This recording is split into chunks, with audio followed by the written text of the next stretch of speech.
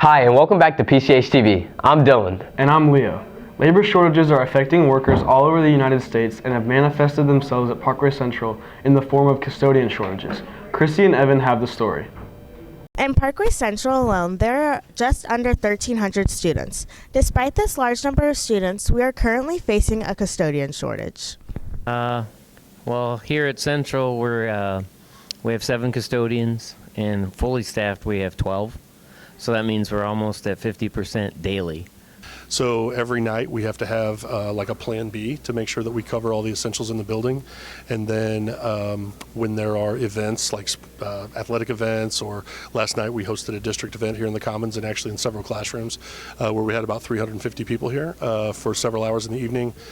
So our custodians are working overtime shifts. Parkway School District Board of Education has voted to cut the overtime pay of these custodial workers, but this may cause some problems. July 1st, it's going to change, and a lot of people have stopped working overtime out of a protest, but the thing is overtime that's going to affect us financially, because that means any week that I would have been paid time and a half, where there's a holiday or if I have a sick day or a day off, I won't.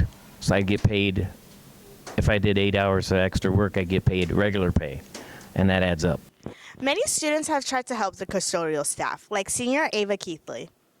I think that it's bad and that they shouldn't have to work any more than they have to, and that students cleaning up after themselves more would help them a lot to not be overworked. This has been Christina and Evan reporting for PCHTV. During Kids Week, Mr. PCH candidates raise money for Children's Miracle Network. Connor talks to a few contestants about their experience. Here at Parkway Central, we have Mr. PCH, which lets students raise money for Children's Miracle Network. Mr. PCH is a phenomenal opportunity to raise money for people that are less fortunate, kids with cancer, and it's a really good cause, and it also helps promote school spirit in terms of just Kiss Week and all that, and it generates excitement for Dance Marathon, and overall it's just a really good cause and a really great opportunity. So participating in Mr. PCH was definitely a fun experience. Raising money for the children was definitely a big benefit that came out of that. And it brought a lot of people from Central together.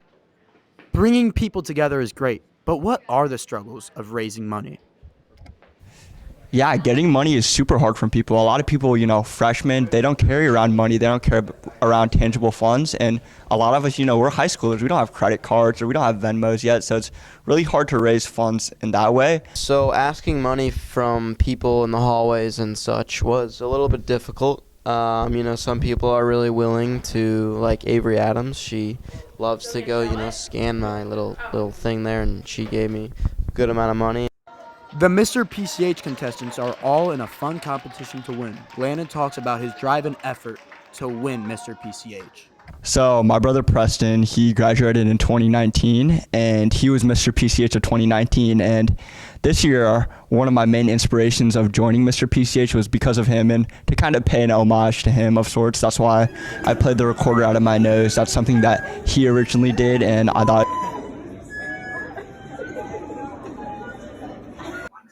Chase and Landon have one more thing to say. I want to win Mr. PCH. I'm going to win Mr. PCH. Ever wonder how the school newspaper is made? Take a look behind the scenes with Critty. The Corral is a school newspaper run by students and journalism teacher Christine Stricker. You may have seen the papers being delivered to your ag lab, but have you ever wondered how the newspaper is made? So at the beginning of the deadline, the students pitch their story ideas, what they want to write. And then after you have the idea, you have to think of, who is relevant, someone relevant in school, or an expert in the field that I can interview. After I reviewed the interview, I was like, okay, so what is interesting about the interview? And what is something that I can put on paper? People take forever to write because procrastination's fun. And eventually people edit, and then we start layout week where we put it on InDesign and basically put it on the page, make it look really pretty, and then we send it off to the printer. We send our pages to a professional printer in Columbia, Missouri, and then they print it on a printing press and send it back to us. It's not just the newspaper staff that make the Corral come together, but the school contributes as a whole. I think a lot of people in the school are really open to being interviewed and having their pictures taken, and that's helping me get a lot of experience. And I think from that experience, I ended up really liking journalism. We do write about things that the students care about because we talk to people and we figure out what people want to read about, what people want to know. And I think it's just cool that we get to have that voice even though we're so young. While young people's opinions are often overlooked, the Corral is an opportunity for students to express themselves.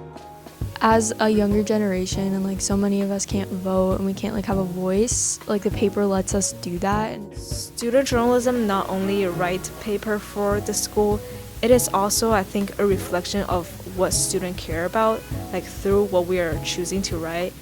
Overall, the staff hope that other students and teachers read and enjoy the Corral. What I wanted to do as editor-in-chief was make the paper fun to read but also cover important topics. And I think we've done that with stuff like plan time and just about school issues in general. Well, I hope that they are reading the paper because my students work really hard on the things that they do.